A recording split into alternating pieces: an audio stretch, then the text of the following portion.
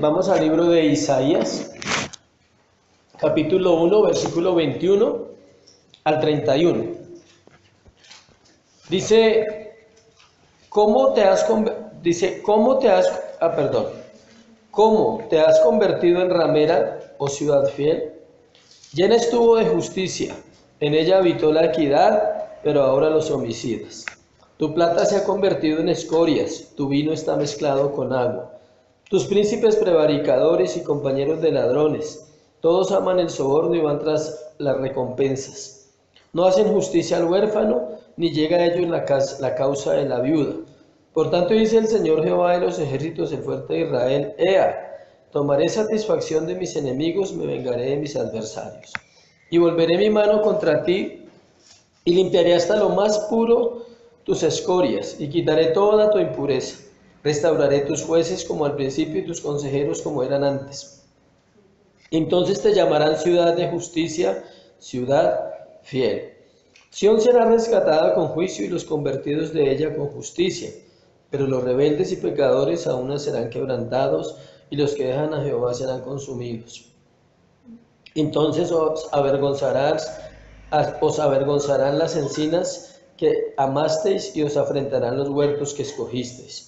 Porque seréis como encina a la que se le cae la hoja y como huerto al que le faltan las aguas. Y el fuerte será como estopa y lo que hizo como centella, y ambos serán encendidos juntamente y no habrá quien apague. Vamos a continuar estudiando el estudio de Isaías.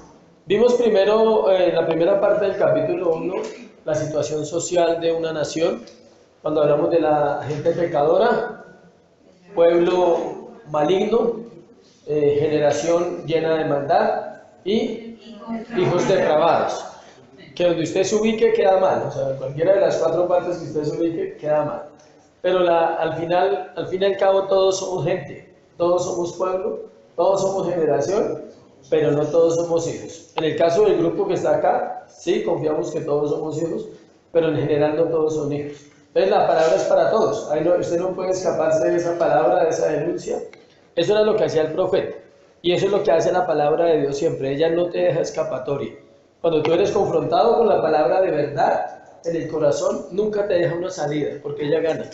Y ella tiene que ganar, y ella tiene que hacer la obra en nosotros. O sea, Dios es muy perfecto. Él dice, ¿por dónde se va a escapar? ¿Quiere ser gente? Es pecador. ¿Quiere ser generación? Es maligno. ¿Quiere ser hijo? Es depravado. Entonces no le deja a usted una salida. Luego vimos en la segunda parte que vimos, el contexto histórico.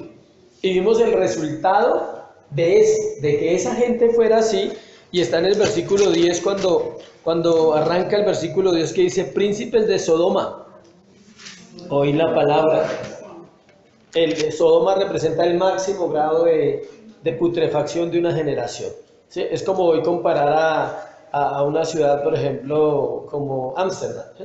Se conoce como la capital del pecado, ¿sí? Así se conoce. Entonces cuando dice, o por qué le decían a Corinto las gallinas de Corinto, refiriéndose a la inmoralidad, ¿sí?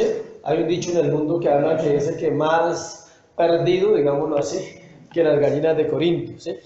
Pero podría ser más prostituta que las gallinas de Corinto, así dicen en el mundo. ¿Por qué? Porque Corinto representaba en ese momento la maldad, era la ciudad perversa, Corinto. ¿Sí? En la época de Isaías, ¿cuál era el momento crítico? Ese que ellos estaban viviendo ahí. ¿Y cuál ha sido la etapa más dura de Israel? Cuando Sodoma y Gomorra se pervirtió totalmente. Entonces, Dios pone al mismo nivel, pero no pone al mismo nivel al pueblo, pone al mismo nivel a los príncipes. Porque dice príncipes. ¿Quiénes son los príncipes? Los siervos, los que servían. Se habían pervertido de una manera tan terrible que Dios tiene que llevarlos a entender que esa era su condición. Y el hombre de Dios y el pueblo de Dios no solo debe saber cómo está su nación, también debe saber qué está sucediendo a nivel mundial. Hoy vamos a mirar la situación política internacional de ese momento. Y se va a dar cuenta que una persona que quiere servirle a Dios es alguien despierto, es alguien que tiene que estar en la jugada. ¿Qué está pasando en Israel? ¿Qué está pasando en Rusia? ¿Qué está pasando en todas las naciones? Porque cuando está allí una guerra, usted dice, bueno, ya sabíamos que venía la guerra, punto. Y estamos preparados. En cualquier momento está en una guerra mundial, ¿sí sabía? No sé si usted ve noticias o no, ¿sí? Pero ese loco allá de Corea del Norte Eso da miedo. O sea, ese man es un muchacho de 30 años que no tiene madurez para gobernar y él tiene unos ideales locos.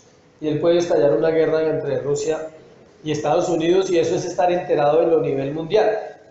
Luego de mirar la primera parte de la condición social y luego de mirar los resultados de esa situación social, que lo llamamos el marco histórico, el profeta empieza otra vez otra denuncia.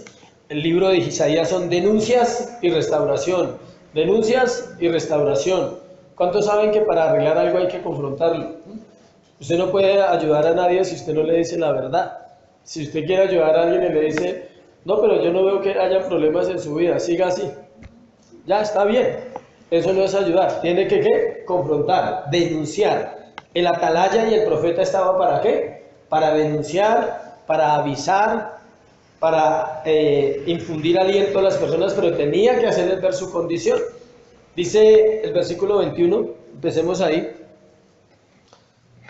¿Cómo? Dice, hace una pregunta, ¿cómo? ¿Te has convertido en ramera, oh ciudad fiel? Empieza de una vez difícil la situación. El pueblo de Judá en ese momento era el pueblo de Dios, acuérdense. No era un pueblo impío ni un pueblo pagano, a pesar de que estaba así como estaba. Seguía siendo ¿qué? El pueblo de Dios. Y él le inicia eso, le hace una pregunta al profeta. ¿Cómo te has convertido en ramera? O sea, ¿qué pasó? ¿Por qué llegaste a ser una ramera infiel? Recuerden que para Dios siempre ha sido un Dios de relaciones. Entonces, en el Antiguo Testamento tenía una relación ¿con quién? Con Israel. Y Israel es el mismo Judá. Cuando hablo de Israel no se confunda que es el mismo Judá. Es una misma nación. Entonces, ellos eran la esposa, como la iglesia es la esposa ¿de qué? De Cristo. Siempre Dios ha tenido una esposa. Alguien decía, nuestro Dios es bueno porque le gusta tener una relación con la humanidad.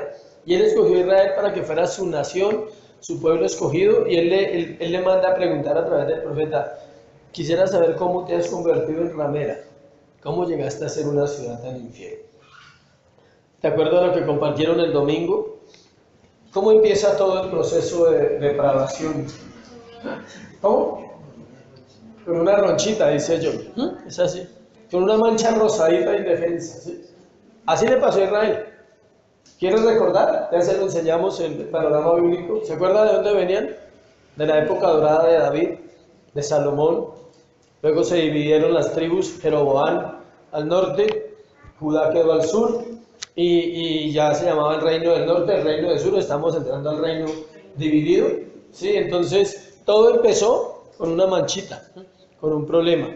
¿Cómo se salió Israel de la tierra prometida en el libro de Josué? ¿Cómo empezó todo? Por desobediencias pequeñas, terminaron en el periodo de los jueces con 7 apostasías y ciclos. Peco, rezo y empato. Peco, rezo y empato. Y el cristiano es cíclico, tiene esa maña. Tenemos esa maña hasta que Dios nos quebranta.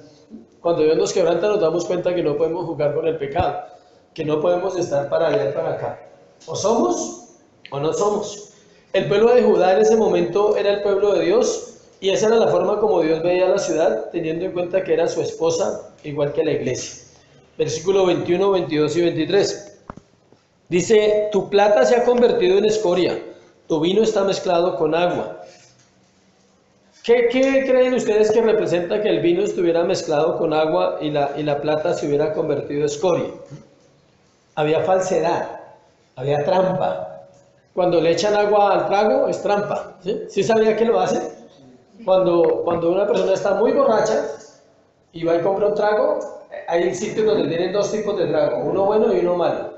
Y cuando ya el borracho está borracho y va a comprar trago, le dan el malo, porque él ya no siente el sabor bueno. Igual pasa con la droga. El drogadicto va y compra las primeras dosis y le dan buena droga. Y ya los de la olla saben cuando usted va por la segunda o tercera vez, ya le dan otra droga que ya no es droga, ya es basura. Pero es porque usted ya no siente los efectos. Ellos estaban viciados y mezclados con todas las costumbres paganas de la época. Era trampa, o sea, la plata estaba ¿qué? Llena de escoria, no era plata 9.25, era plata falsa. Y se refiere a lo comercial, se refiere a todo. ¿Cuál es la demanda que el profeta le hace a la nación, o que Dios le hace a través del profeta a la nación? Las alianzas políticas y militares. Por eso fueron llevados cautivos a Siria y a Babilonia, Porque lo que Dios más les, ustedes, si usted estudia todo el libro, lo que Dios más les va a recalcar, confiaron en los hombres, se apoyaron en brazos de hombres, en poder militar. Ezequías, ¿se acuerdan del rey Ezequías? Que se enfermó y que Dios le dijo que le iba a dar una oportunidad de vivir. Luego trajo todos los de Babilonia y les mostró todos los tesoros. Y el profeta inmediatamente le dice, así dice el Señor, por cuanto mostraste y tal y tal y tal, toda la generación se va a perder. Dice, pero bueno, por misericordia no va a ser en su generación, sino en la siguiente. Entonces, todo lo que ellos viven, 150 años después la generación lo paga. La generación que quedó de esta generación lo paga. El momento internacional era impresionante. El profeta Isaías era de la realeza, para que usted sepa. Él era de la realeza. ¿Por qué se puede decir que era de la realeza? Porque entraba al rey y al palacio cuando él quería y nadie podía hacer eso sino alguien que perteneciera a una familia ¿qué? Real. Algunos estudiosos dicen que podría ser primo del rey Usías, pero la Biblia no lo afirma. Pero sí es seguro que él no era cualquiera. Era un hombre que tenía acceso a las reuniones importantes del gobierno, se enteraba qué negocios estaban haciendo con otras naciones, qué cosas estaban vendiendo, qué cosas estaban comprando y cómo estaba el comercio internacional. La escoria estaba, cuando habla de la plata, escuche, y se refiere a la escoria, también se refiere a la escoria del corazón del pueblo. ¿Cómo se saca la escoria de un metal? Con fuego, muy bien. Por eso Dios tenía que purificarlos. Todo el tiempo él habla de purificación. El creyente que no es purificado y no es quebrantado, no se sabe si es creyente o no, ¿se sabe?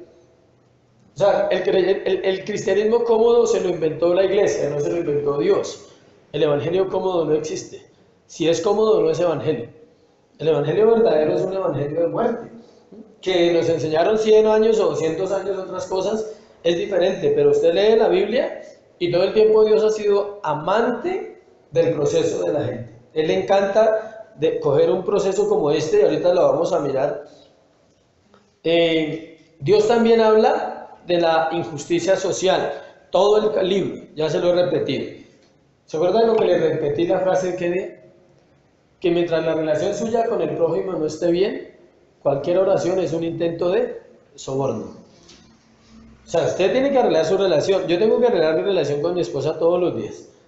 Pero como no peleamos todos los días, gracias a Dios, entonces no necesito arreglar todos los días. En algún momento tuvimos muchas dificultades, ¿cierto? Nos tocaba arreglar muy seguido, cada rato. Porque teníamos muchas dificultades para entendernos a pesar de que servíamos. Pero sí seguimos arreglando para mejorar. Sí, pero ya no en peleas. Sí, ya hablamos, maduramos, ella entiende, yo entiendo. Y hemos cedido mucho terreno entre los dos por amor, pues primero a Dios y también por el llamado que Dios nos ha confiado. Entonces, eso hace que la oración sea mejor, ¿sí sabe? Si usted no tiene una buena relación con el prójimo, ¿cuál es su prójimo? El casado con su esposa, la esposa con su marido, la mamá con los hijos, si no hay papá. Si no, usted vive solo, entonces donde viva, con las señoras donde trabaja, todo eso es prójimo. No estamos hablando solo de pareja, prójimo. Sin embargo, Dios hará la tarea, escuche. Es curioso, mire tan bonito que es Dios. Hoy no hay tanta guerra aquí. Él le hace la pregunta y le dice, ¿cómo te has convertido en ramera, oh ciudad fiel? Y el versículo 24 y 26, sigamos ahí. Por tanto dice el Señor Jehová de los ejércitos, el fuerte de Israel, Ea, tomaré satisfacción de mis enemigos y me vengaré de mis adversarios. Dios les empieza a prometer que en todo caso Él iba a pelear por ellos, aunque ellos estaban en esa condición. Y volveré mi mano contra ti y limpiaré hasta lo más que puro tus escorias. ¿Sí ve que la escoria sí tenía que ver con la condición del pueblo? ¿Qué es una plata con escoria o un oro con escoria? Que no es puro, está contaminado. Igual estaba el pueblo, había escoria en el corazón de ellos. Y él dice, yo limpiaré hasta lo más que puro tus escorias y quitaré toda tu impureza. Restauraré tus jueces como al principio y tus consejeros como eran antes. Entonces le llamarán ciudad de justicia, ciudad ¿qué? Fiel. Ahí le da lo contrario. Inicia esto se llama un oráculo. Ese pedacito desde Isaías 1, 21 al 31 se llama un oráculo del profeta, se llaman oráculos, pedacitos que él compartió y predicó y luego los organizó en el libro. Entonces él arranca diciendo que la ciudad era como una ramera, pero luego dice, pero así sea así, yo la voy a hacer una ciudad, ¿qué? Fiel. ¿Usted sabía que eso hace Dios con nosotros? Nadie llega fiel a Dios, nadie. Todos venimos del mundo. Romanos 5 dice que aun cuando éramos impíos, Cristo murió por nosotros. Uno piensa que cuando una persona llega a la iglesia es bueno. No es bueno, es malo. Somos malos cuando llegamos a la iglesia. Aparentamos ser buenos, pero estamos llenos de pecado, llenos de maldad. Un hombre drogadicto como yo, de muchos años, ¿cómo iba a ser bueno el primer mes? Era malo. Solamente era un hombre redimido, pero seguía siendo un impío en ese momento. Nadie sabía si había nacido de nuevo, nadie sabía si iba a perseverar, nadie sabía qué iba a hacer Dios con mi vida, ni siquiera yo mismo sabía qué iba a hacer Él con mi vida. Entonces, nunca se piense que la gente que llega a la iglesia es buena. Todos somos, ¿qué? Malos. ¿Cuál es la tarea de Dios? Purificar esa maldad, esa impiedad que traemos del mundo y de nuestro pecado personal, la toma y empieza a purificarla, como la escoria, a quitarla del corazón del creyente para llegar a ser, ¿qué? Una ciudad fiel. Uno dice, uy, esa persona es fiel. No sabemos. ¿Sí sabía que la fidelidad es difícil de medir en una iglesia? Usted puede pensar que alguien es fiel porque viene mucho, pero uno se sorprende porque dice, no era tan fiel al final. Mucha gente se va de la iglesia de 20 años, 30 años de conocer, y uno dice, pero entonces, ¿por qué? Y no quiere decir que si no se quedó sea malo. O sea, ¿sí me explico? O sea, no quiere decir que si no está con uno no es creyente, no. Tiene que ver con este pedacito de la purificación. Vamos a mirar un pasaje que nos enseña más, ahí mismo Isaías 62, 1, 4. Es un paralelo, Isaías 62, 1, 4. Es un paralelo de lo que Dios le está diciendo al profeta que va a hacer con esta generación. Dice, oh, si rompieses los cielos y descendieras, y a tu presencia se escurriesen los montes, como fuego abrasador ¿de qué? De fundiciones, fuego que hace hervir las aguas, para que hicieras notorio tu nombre a tus enemigos, y las naciones temblasen a tu presencia. Isaías 64, del 1 al 4. Entonces es 62 del 1 al 4, perdón. No, es 62 del 1 al 4. Yo estaba leyendo mal. Sí. Es que ahorita vamos para allá, no te preocupes. Isaías 62 del 1 al 4. Por amor de Sión no callaré, y por amor de Jerusalén no descansaré hasta que salga como resplandor su justicia y su salvación se encienda como antorcha. Note que la salvación tiene que ver siempre con purificar. La salvación es que se encienda como antorcha. Todo corazón, para llegar un día a la presencia de Dios, tiene que ser purificado en la tierra. En el cielo no hay purificación, ¿usted sabía? Ya cuando usted llega allá, ya está glorificado. Allá no, usted no necesita ser purificado porque allá no hay pecado. Allá no hay mujeres para mirar, ¿sí? Allá no hay oídos para el chisme. Allá no hay nadie para calumniar. O sea, allá no hay nada para pecar. Entonces, ¿dónde se purifica uno? Acá. Entonces, por eso dice que por amor de Sión no callaré, y por amor de Jerusalén no descansaré hasta que salga como resplandor su justicia y su salvación se encienda como una antorcha. Entonces verán las gentes tu justicia y todos los reyes tu gloria, y te será puesto un nombre nuevo que la boca de Jehová nombrará. Y serás corona de gloria en la mano de Jehová y diadema de reino en la mano del Dios tuyo. Nunca más te llamarán ¿qué? Desamparada, ni tu tierra se dirá más desolada, sino que será llamada Hepsiba y tu tierra Beula, porque el amor de Jehová estará en ti y tu tierra será desposada. Este es un paralelo donde estamos. ¿Por qué? Porque hablamos de una ramera que después Dios la va a convertir en una ciudad ¿qué? Fiel. Y acá está hablando que es una desposada. Versículo 5. Pues como el joven se desposa con la virgen, se desposarán conmigo tus hijos, y como el gozo del esposo con la esposa, así se gozará contigo el Dios tuyo. Dios le da una promesa a Israel y le dice, usted es la ramera más ramera que ha sido conmigo, ¿sí? Y lo demuestra con Oseas. Oseas es el mismo Isaías. Y al mismo tiempo, por eso le dice, cásese con una prostituta y con una mujer que lo va a engañar, y luego ella le va a pedir perdón y usted la va a perdonar, y luego le dice, y otra vez lo va a engañar y otra vez lo va a perdonar, y luego le dice, así es mi pueblo Israel, infiel. Era una enseñanza del adulterio espiritual de Israel, pero Dios siempre al final trae restauración y le dice, pero al final del tiempo, más adelante, yo me voy a casar con Israel y voy a hacer de ellos una ciudad que fiel y la voy a desposar. Encontramos el paralelo de lo que Dios iba a hacer y también cómo llama a la ciudad. Miren las tres palabras que aparecen ahí. Nunca más te llamarán ¿qué? Desamparada. Dice, ni tu tierra se dirá más que desolada. Entonces el nombre de Israel en ese momento era ramera, desamparada y desolada. Ese era el nombre de ella, ¿sí? Pero miren lo bueno. Dios va a revertir todo lo que ha vivido su pueblo y le llama Hepzibá, que significa mi deleite en ella, y Beula, que significa desposada, o sea, mujer casada. ¿Sí ve cómo Dios hace? Igual tiene que hacer con usted y conmigo. El Evangelio es la misma obra que Dios hizo con Israel. ¿Cómo llegan muchas mujeres? Desamparadas, desoladas. No nombremos la otra palabra para respetar, ¿sí? Pero algunas llegan desamparadas y desoladas, ¿sí? Y Dios tiene que llamarlas como dice, Hepzibá y Beula. ¿Qué es Hepzibá? Mi deleite en ella, y Beula, desposada. Ahora sí le damos el 64:5, que dice, saliste al encuentro del que con alegría hacía justicia, de los que se acordaban de ti en tus caminos, he aquí tú te enojaste, porque pecamos y en los pecados hemos perseverado por largo tiempo, ¿podremos acaso ser salvos?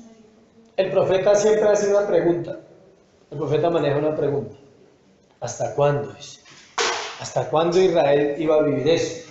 Y es la pregunta que Dios le hace a usted todos los días, ¿hasta cuándo claudicaréis entre dos pensamientos? Si Dios es Dios, seguidle, y si Baal, id en pos de él. Hay una lucha, una doctrina errada. Algunos piensan que hay una reconversión y no hay reconversiones. O una persona se convirtió cuando llegó a Cristo o no se ha convertido. No hay reconversiones, solo que no hay gente que no está convertida. La iglesia está muy llena de gente que no ha nacido de nuevo, porque el que nace de nuevo es impulsado por Dios. El que nace de nuevo vence al mundo, dice la palabra. Esa es la fe que vence al mundo. Del revestimiento sucede en el nacimiento, porque te da vestiduras nuevas. Lo que pasa es que eso lo usaron para experiencias emocionales. Entonces la gente creía que si temblaba y se caía, entonces era lleno del espíritu, pero seguía pecando. Pues ¿cuánta gente ha botado babasa en una liberación y luego vuelve al mismo pecado como el marrano? ¿Sí? Como el perro vuelve a su vómito y la puerca lavada a revolcarse. Entonces eso ha demostrado que esas experiencias no sirven. Decía un pastor hace poco que escuché una prédica, decía, uno puede ver mucha gente aparentemente convertida, pero su vida interior no es real ante Dios. Y usted puede ver gente que parece no convertida, pero la palabra le está entrando a su mente y a su corazón y lo lleva a decisiones rápidas, sencillas. Eso está mal, no vuelvo a hacer eso. Estoy haciendo mal con mi casa, voy a hacer bien. Estoy engañando a mi esposa en mi mente, en mi emoción, con mis ojos, voy a cuidar mis ojos. No necesitó temblar, ni caerse, ni gritar, ni nada, ¿sí? Ni que el pelo se le parara. Simplemente entendió las escrituras, le fueron reveladas. Entonces cuando la escritura es revelada, viene por convicción a su corazón el deseo de agradar ¿a quién? A Dios, por encima de todas las cosas. No estamos negando las emociones tampoco, no. Porque Dios cuando quiere hacerse sentir, pues se hace sentir. Yo me quebranto orando todos los días. Yo soy un hombre sensible, no tengo nada contra las emociones, pero estoy diciendo es que yo puedo tener, escuche, yo puedo estar en mi cuarto orando y tener una experiencia personal con Dios única que si le cuento a otro dirá, uy, tan chévere, ¿sí? Pero eso no garantiza mi santidad. ¿Cuándo se garantiza mi santidad? Cuando salga a vivir. Cuando tenga que contestarle mal a alguien porque me dijo algo feo. Entonces no sirvió de nada que el santo estuviera conmigo en el cuarto y cuando salgo soy un grosero. No, ¿sí? Cuando tengo que perdonar a mi prójimo, al que me hace daño en la casa, al que me miró mal, al que me alegó, al que peleó conmigo, ahí se prueba la santidad. Entonces, ¿de dónde nació eso de los movimientos que nacieron en el año 1900, pentecostales y carismáticos? Ellos se basaron solo en emociones, solo emociones, donde usted todo es por emociones, pero nunca miraron si los hijos son obedientes en casa, si la esposa es sujeta a su marido, si el marido es cabeza, porque está sujeto ¿a quién? A Cristo, y la esposa se sujeta ¿a quién? A su marido. Y para usted estar sujeto a Cristo no necesita temblar, necesita desobedecer. Y para que la esposa esté sujeta al marido no necesita que le eche fuera demonios, necesita determinarse. Determinarse a obedecer, a decir, tengo un mandato de Dios, no me lo impone el pastor, no me lo impone la pastora, ¿me lo impone quién? Dios. O la Biblia no dice así, estoy equivocado en algo. Mujeres, ¿estad qué? Sujetas a sus esposos. Y maridos, amad a vuestras esposas. Una mujer no se puede sujetar al hombre que la maltrata o que no la ama. ¿Cómo se va a sujetar?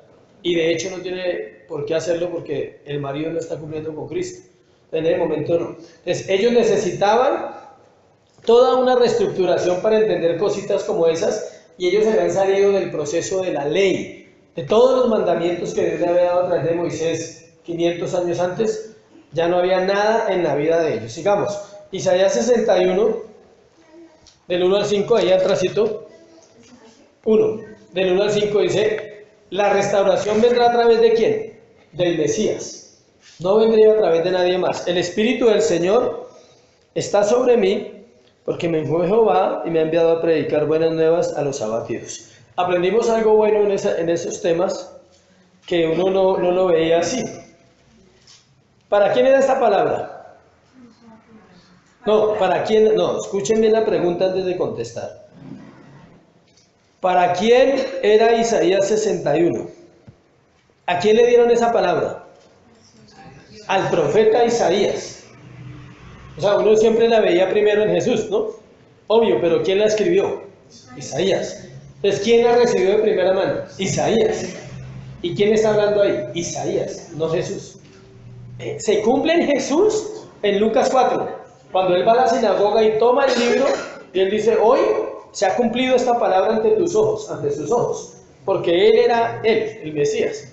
Pero chévere, porque uno entiende, dice, ¿quién dijo esto? Isaías. Isaías le dice al pueblo, el Espíritu del Señor está sobre mí, o sea, sobre Isaías.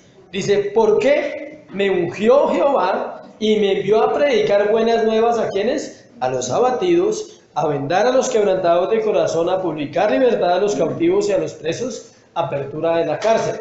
Obvio que también es un pasaje mesiánico, y usted tiene que discernir los dos temas cuando, eso es lo bueno de estudiar la Biblia, que usted aprende, dice, eso, ¿quién fue el primero que lo dijo? Isaías, no fue Jesús. Jesús lo vive en Lucas 4, él mismo lo aclara, dice, como dijo, como está escrito en el rollo del profeta Isaías, el Espíritu del Señor está sobre mí. Y él cuando termina, dice que terminó de leer y cerrando el rollo dijo, hoy se ha cumplido esta palabra ante ustedes, porque él estaba igual. O sea, el profeta en ese momento representaba ¿a quién? A Dios absolutamente. Entonces, él les anuncia, y esta es la manera, escuche, este pasaje de Isaías 61:5 es la manera como Dios restaura una vida, una nación, una familia, una generación. ¿Cómo lo restaura? El Espíritu de Dios, se puede decir, que es el Espíritu Santo, está sobre ¿quién? Sobre el profeta, en ese caso Isaías. Y en este caso, ¿qué representa? ¿Qué representa en este tiempo a Dios? Las iglesias, la iglesia donde se predica. O sea, no hay otro lugar donde se pueda ir a que le digan, oiga, que le digan esto, mire. Que le prediquen buenas nuevas, ¿a quién? A los abatidos. Que le venden a los quebrantados de corazón las heridas. Que le publiquen la libertad a los cautivos y que le abran a los presos apertura de la cárcel. Dice, a proclamar el año de la buena voluntad de Jehová y el día de venganza del Dios nuestro, a consolar a todos los enlutados, a ordenar que a los afligidos de Sión se les dé gloria en lugar de ceniza, óleo en lugar de gozo en lugar de luto, manto de alegría en lugar de espíritu angustiado, y serán llamados árboles de justicia, plantío de Jehová para gloria suya. Algo curioso ahí, chévere, es que en el 6 Dice en el 5, dice, y extranjeros apacentarán vuestras ovejas, y los extraños serán vuestros labradores y vuestros viñadores. ¿Quiénes son los extranjeros?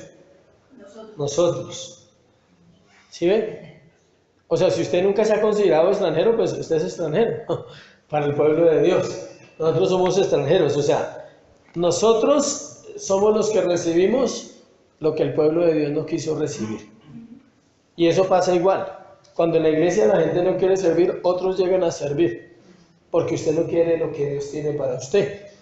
Dios le da comida y le da comida y le da comida y le da comida y le da comida, y un día dice, no te sirve la comida, entonces llega otro hambriento, flaco, raquítico, vuelto nada, y ese come y se alimenta y se levanta y puede levantar una obra de un ministerio. Porque Dios siempre va a tratar de la misma forma a su pueblo como trató a ¿quién? A Israel. Él siempre va a decir, están gordos. En Oseas dice, oíd vacas de Basán, dice, los llama vacas gordas. Oíd ricos, dice, engordados, comen mucho, dice, soñolientos, duermen. O sea, él siempre está diciéndole a las personas que eran los sacerdotes, diciendo, si ustedes no lo hacen, yo siempre tengo extranjeros y siempre tengo un resto ¿qué? Pequeño. Siempre que lea Isaías, los que lo quieran leer, busque por todo el libro el remanente. Porque ese remanente somos ¿quién? Nosotros. Y porque es la iglesia escondida ahí, o sea, preparando Dios la iglesia desde esa época para ahora. Incluye, 63:1-6. ¿Creen que estamos solo en Isaías? 63. ¿Quién me dice una curiosidad que ha visto en los últimos 10 minutos que he hablado? De los versos que hemos leído. A ver si están atentos. Leí 62, leí 64, leí 63, leí 61. He leído esos 4 capítulos. ¿Qué hay de parecido en lo que estoy haciendo, en lo que es, como Dios está guiando el tema? Sí, y que son los primeros versículos. Si es que todo es 60, del 1 al 5, 61, todos son los primeros versículos, porque eran unidos. Él va tomando temas, o sea, no, son los momentos, fueron predicaciones. Él predicó todo el libro de Isaías y luego ¿qué? Lo escribió. Él viene a traer salvación y retribución a sus enemigos, 63 del 1 al 6. ¿Quién es este que viene de Edom, de Bosra, con vestidos rojos? Este hermoso en su vestido que marcha en la grandeza de su poder. Yo, el que baño en justicia, grande para salvar. ¿Por qué rojo tu vestido y tus ropas como del que ha pisado el lagar? En lagar, he pisado yo sobre el lagar y de los pueblos nadie había conmigo. Los pisé con mi ira y los hollé con mi furor, y su sangre salpicó mis vestidos y manché todas mis ropas. Porque el día de la venganza está en mi corazón y el año de mis redimidos ha llegado. Y miré y no había quien ayudara, y me maravillé que no hubiera quien sustentase, y me salvó mi brazo y me sostuvo ¿qué? Mi ira. Y con mi ira hollé los pueblos y los embriagué con mi furor y derramé en tierra su sangre. Este es un pasaje que tiene que ver con Apocalipsis. Es cuando Jesús venga a juzgar. Él viene untado, dice. Ahorita leemos Apocalipsis y verá.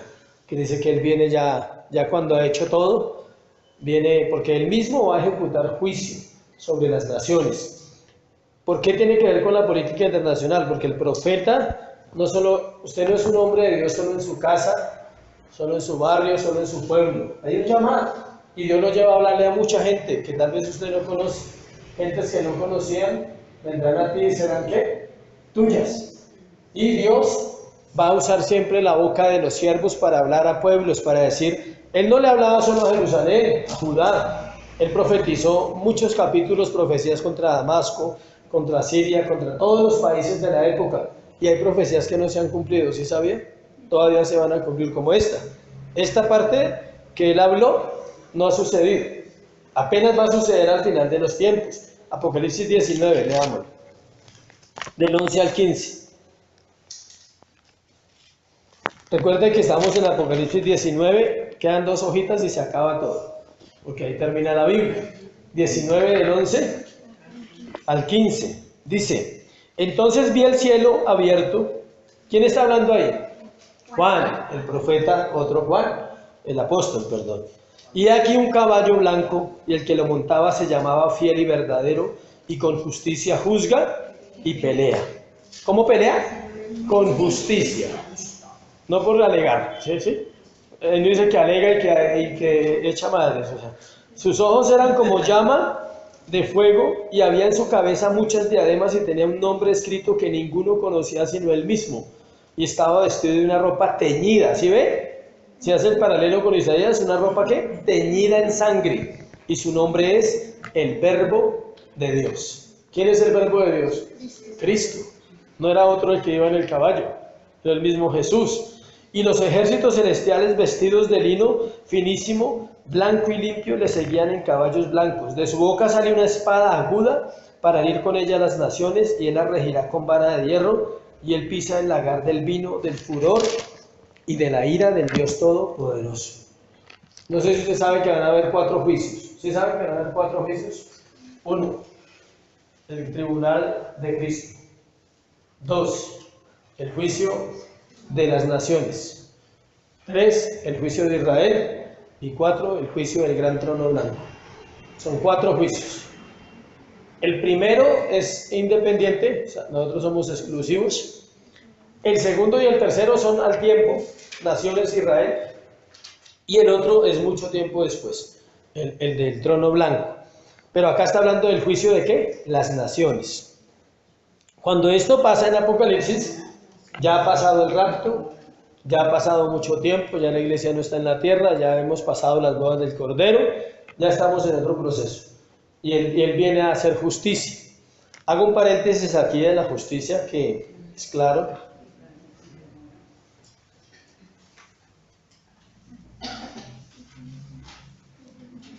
La justicia de Dios es completa, escuche. Él va a ejercer su justicia total. Si Dios no ejerce su justicia completa, entonces no es justicia. ¿Sí sabían? ¿Qué pasa cuando la justicia está equivocada y errada? Se llama injusticia. Entonces, cuando por ejemplo un asesino loco y lo condenan a 3 años, y mató a un poco de gente, 50 personas, y van y lo condenan a 3 años, ¿es completa la justicia o no? Sí, completa. Y van y cogen a una persona con un celular y le meten 15 años. Entonces uno dice, no hay una coherencia, ¿sí? Porque hay gente pagando 10, 15 años por un celular. ¿Sí? No porque mataron a una persona, sino porque se robaron un celular. Y uno dice, son casos raros. La justicia de Dios no es así. Escuche esto muy importante. La justicia de Dios es completa. Van a haber 2 momentos donde la justicia de Dios se hace completa. Una fue en la cruz del Calvario. O sea que ya pasó. Allí la justicia fue completa ¿sobre quién? Sobre la iglesia, sobre los hijos de Dios. Ya se hizo justicia sobre usted y sobre mí. Su pecado y mi pecado ya fueron perdonados. ¿Sí me explico? Entonces ya hubo una justicia de Dios que actuó sobre el pecado. Pero todavía no está completa. Falta la otra justicia. ¿Dónde va a ser aplicada la otra justicia? En la ira sobre los perdidos. Ahí se completa la justicia de Dios. ¿Sí entendimos esa parte? Sí. ¿O hay preguntas? Si alguien tiene preguntas, aprovechemos ahí un momentico para la pregunta. ¿O dudas? ¿Queda claro ese tema? Porque eso es algo que a veces uno no lo entiende. O sea, usted entiende que la justicia de Dios tiene que ser completa, o si no, no es justicia. Como el amor. ¿El amor de Dios es completo o no es amor? Por eso usted no puede decir que ama poquito.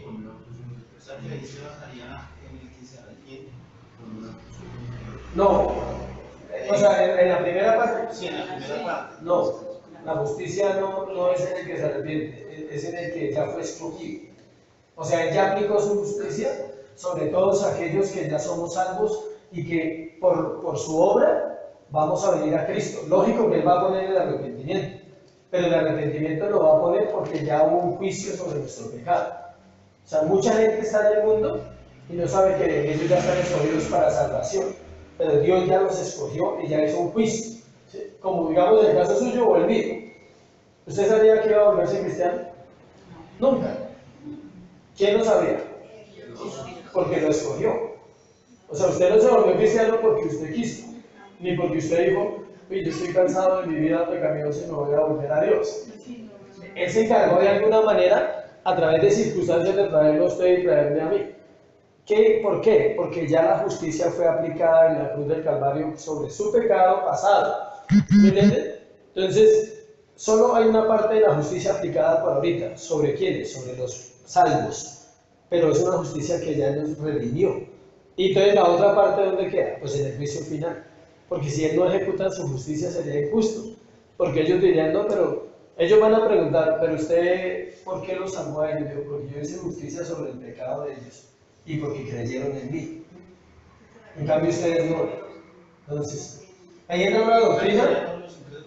Sí, ahí hay una doctrina que después vamos a tratar que es bien delicada, se llama la doctrina de la predestinación, que es una batalla entre las corrientes doctrinales que estudian. Si hay dos corrientes, para que ustedes sepan, en la tierra hay dos cristianismos. Salvo una vez y salvo para siempre. Esa es una corriente cristiana. Y hoy vamos a ver ustedes por dónde se van. Dos, yo tengo mi punto claro. Dos, que la salvación se pierde. Si no sabe, no conteste, ¿no? Piense. Y no opine si no sabe, porque es un tema muy delicado. Porque si usted dice que la salvación se pierde, entonces usted se puede perder también si es salvo. O sea, y si usted dice no, no se pierde, tiene que estar seguro que es salvo, porque si no es salvo, pues ya no hay salvación ya para usted. ¿Sí que es delicado el punto? O sea, salvos una vez y para siempre. Es un punto doctrinal. Y el otro punto doctrinal es salvos, pero la salvación se pierde. Entonces le dejo eso para que medite en su cabeza y en su corazón. ¿Dónde se ubicaría usted? ¿Basado en su conocimiento doctrinal? ¿Basado en la iglesia que estuvo y en la que estamos? ¿Basado en la Biblia? ¿Qué le dice a usted las Escrituras? ¿Que usted es salvo una vez y para siempre? ¿O le dicen las Escrituras que usted es salvo y usted se puede perder? No sé, piense en eso y ahorita al final hacemos un pequeño debate sobre eso, fuera de la predicación. Pareciera que el profeta era una persona encerrada en la ciudad. En el caso de Isaías no, porque él era de la realeza y él tenía que estar activo en los temas internacionales. También estaba enterado de todo lo que sucedía fuera de Israel. Desde el capítulo 13, para que anote ahí, al capítulo 26, son 13 capítulos o 14, donde él habla solo profecías a las naciones. Del 13 al 26. El llamado del profeta era universal. Ellos sabían, escuchen, los profetas de la Biblia, a diferencia de otros hombres de Dios, sabían que Dios no era un Dios de una nación, sino era el Dios de ¿qué? De toda la tierra. Dios no era el Dios de una nación, era el Dios de ¿qué? Toda la tierra. Los profetas. Las dos naciones usadas para disciplinar a Israel, ¿cuáles fueron? Babilonia y Asiria. ¿Seguros? ¿Luego no estudiaron eso? Babilonia y Asiria. Las dos naciones usadas para disciplinar al pueblo de Dios, ¿cuáles fueron? Babilonia y Asiria. Babilonia y Asiria. Ellas dos fueron, escuche bien, fueron usadas por Dios. No voluntariamente ellas castigaron a Israel. Era un plan de Dios para enseñarles, para purificarlos, para llevarlos en el proceso de cautiverio, para que después clamaran a Dios y volvieran su corazón a Él. Dice, escuche, pero Dios también las iba a castigar, porque Él tenía que mostrar su poder y su soberanía. De esa manera destruiría el orgullo de esas dos naciones. Ellas dos, eso está en Isaías 37 al 39 capítulos. 37 al 39. Escúchese, lo voy a leer solo una partecita que me gusta mucho, que me la he leído muchas veces. ¿Dónde estaba la soberbia? 37 al 39. Isaías 37. Es un capítulo espectacular. No sé si ustedes, ¿cuántos han leído Isaías 37? Y se acuerden, si no, no diga mentiras. Isaías 37. Ahí hay unos versículos muy bonitos. Miren lo que es. Se cuenta la historia. Judá es librado de Senaquerib. ¿Se acuerdan que el rey viene y le dice al pueblo y lo humilla y le dice, ustedes confían en su Dios y su Dios no los puede salvar, ustedes son esto, ustedes son lo otro, y entonces ellos van y buscan al profeta, Isaías, y le cuentan. Y viene una palabra por medio del profeta Isaías para el rey Ezequías, donde dice que Dios los iba a liberar. ¿Por qué? Porque Asiria era muy soberbio. Por aquí hay una parte donde dice, versículo 4 del 37. Quizá, ¿sí ven? ¿Cómo arranca? Quizá oirá Jehová tu Dios las palabras del Rabsaces, al cual el rey de Asiria, su señor, envió para blasfemar al Dios vivo y para vituperar con las palabras que dio Jehová tu Dios. Eleva pues oración tú por el remanente que aún ha quedado. O sea, es una afrenta contra Dios. Y ellos se rebelan, pero abiertamente contra Dios. ¿Por qué? Porque Dios les entregó a Israel y a Judá en las manos de Babilonia y Asiria para castigarlos, dice la palabra. Entonces Asiria y Judá se volvieron, mejor dicho, soberbios, sí, los duros. Pero lo que Asiria y Judá no sabían era que Dios tenía un plan. Decía, ustedes tratan a mi pueblo primero y yo después les doy una pela a ustedes, pero que no se imaginan lo que voy a hacer. Los acabó, los destruyó totalmente a las dos naciones. ¿Por qué? ¿Dónde está toda la enseñanza? Para el mundo hebreo y para el mundo de esa época, cuando una nación destruía a otra nación, el Dios de esa nación era Dios, y punto, no más. Entonces hubo un momento en que Asiria pensó que el Dios, los dioses asirios y los dos dioses de Babilonia eran más grandes que Jehová, y ellos se llenaron de orgullo y dijeron, derrotamos a Israel, derrotamos a Judá, entonces nuestros dioses son más grandes que ese Jehová. Y Dios tenía un plan, ¿para qué? Para mostrar siempre su poder y decía, no hay otro Dios. Por eso ellos terminan mal. Todo eso lo encuentra ahí. Acá dice en el versículo 6, les dijo Isaías, diréis así a vuestro Señor, así ha dicho Jehová, no temas por las palabras que has oído, con las cuales me han blasfemado los siervos del rey de Asiria. Y aquí que yo pondré en él un espíritu, escuchen, y oirá un rumor, y volverá a su tierra, y haré que en su tierra perezca espada. Vuelto pues el Rabsaces salió al rey de Asiria que combatía contra Rimna, porque ya había oído que se había apartado de Laquis. O sea, cuando ellos volvieron a la tierra, ya había pasado el rumor y se formó una guerra entre otros países y nunca pudieron entender por qué había pasado, era porque Dios lo había hecho. Acá dice otra palabra.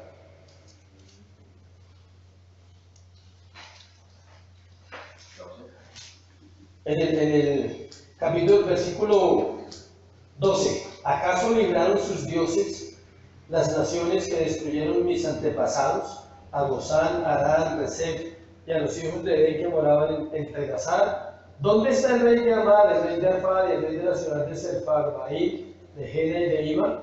Y tomó Ezequiel las cartas de mano de los embajadores y las leyó, y subió a la casa de Jehová y las extendió delante de Jehová. Entonces oró Ezequiel diciendo, miren lo que dijo el rey, cuando le dejan toda la carga de que los iban a destruir, los iban a matar, el rey toma las cartas y va a ese postro y le dice, Jehová de los ejércitos, Dios de Israel que moras entre los querubines, solo tú eres Dios de todos los reinos de la tierra, tú hiciste los cielos y la tierra, inclina, oh Jehová, tu oído, oye y abre Jehová tus ojos, mira y oye todas las palabras de Senaquerib, que era el rey, que ha enviado a blasfemar al Dios viviente. Ciertamente, oh Jehová, los reyes de Asiria destruyeron todas las tierras y sus comarcas y entregaron los dioses de ellos al fuego, porque no eran dioses sino obra de manos de hombre, de madera y piedra, y por eso los destruyeron. Lo que le digo, ellos tomaban una nación y quemaban todos los dioses de las otras naciones e imponían sus propios ¿qué? Dioses. Pero aquí no podían hacer eso, porque Jehová iba a demostrar que era ¿qué? Dios. Ciertamente, oh Jehová, los reyes de Asiria, nos dice 20. Ahora pues, Jehová Dios nuestro, líbranos de su mano, para que todos los reinos de la tierra conozcan que solo tú eres Jehová. Entonces Isaías, hijo de Amós, envió a decir a Ezequías, así ha dicho el Señor Dios de Israel, acerca de lo que me rogaste sobre Senaquerib, rey de Asiria. Estas son las palabras que Jehová habla contra él. La virgen, hija de Sión, te menosprecia, te escarnece detrás de ti, mueve su cabeza la hija de Jerusalén. ¿A quién vituperaste y contra quién blasfemaste? ¿Contra quién has alzado tu voz y levantado tus ojos en alto? Contra el santo de Israel. Por mano de sus siervos has vituperado al Señor y dijiste: con la multitud de mis carros subiré a las alturas de los montes, a las laderas del Líbano contaré sus santos cedros, sus cipreses escogidos, llegaré hasta sus más elevadas cumbres, al bosque de sus feroces campos. Eso dijo el rey que iba a hacer. Dice: yo cavé y bebí las aguas, y con las pisadas de mis pies secaré todos los ríos de Egipto. ¿No has oído decir que desde tiempos antiguos yo lo hice? Que desde los días de la antigüedad yo no tengo ideado. Ahora lo he hecho venir, y tú serás para reducir a las ciudades fortificadas a montones de escombros. O sea, todo esto es para que Dios le muestre al profeta y a ese pueblo y le diga todo lo que ellos van a hacer. Escuchen, sí destruyeron a Israel, sí destruyeron a Judá, pero eran utilizados ¿por quién? Por Dios. O sea, Dios utiliza los medios que sea para santificar a su pueblo. Por eso en las iglesias pasan tantas cosas, para santificar ¿a qué? A su pueblo. Él tiene que hacerlo de alguna manera. Dice: no oyen, no entienden, no ven, no quieren, no hacen nada. Entonces hagámoslo de alguna manera. Y en ese caso usó a los impíos. Usó a Siria y usó a Babilonia. Y Asiria fue destruido y Babilonia fue destruido. Y Babilonia nunca volvió a ser. Hasta hoy. No existe. Babilonia fue raída de la faz de la tierra. Nadie la puede construir ni la vuelven a reconstruir. Asiria sí quedó, pero Babilonia no quedó como nación. Nunca más volvió a existir. Pero pastor, según los historiadores bíblicos, Babilonia es Irak. Sí, pero no, espérate. Y todo lo que estaba pasando en Irak, todo lo que estaban viviendo es fruto de lo que ellos hicieron al pueblo de Israel. Siguen pagando consecuencias. 4000 años después se tienen que seguir pagando. Y seguirán. Lo que pasa con los sirios hoy en día, que están regados porque las guerras es fruto de todo lo que sucedió hace 400 años. Sí, por haberse ido contra... Porque ellos pensaron que eran ellos los que habían destruido a Israel, y ellos nunca destruyeron a Israel. Ellos están preservados para que se cumpla la palabra a lo último. Claro, y ellos muchos van a desaparecer. Digamos, Siria, Damasco, Egipto, y hay otra que no me acuerdo. Son 4 naciones que tienen que desaparecer antes de que venga el Señor. O sea, antes de que Cristo venga, ellas desaparecen totalmente. ¿Una bomba? Una bomba nuclear y chao. Ya, Siria ya está así, ya está al borde, ya es desierto. Pastor, es que según Espere, termino un momentico. se unen contra Israel. Espere, termino. Desaparecen las ciudades, los países se unen. Listo. El juicio contra las naciones lo hará el Señor Jesús. Él mismo traerá justicia total. No podrá faltar nada de su justicia. Si no está completa, no es justicia. Amén.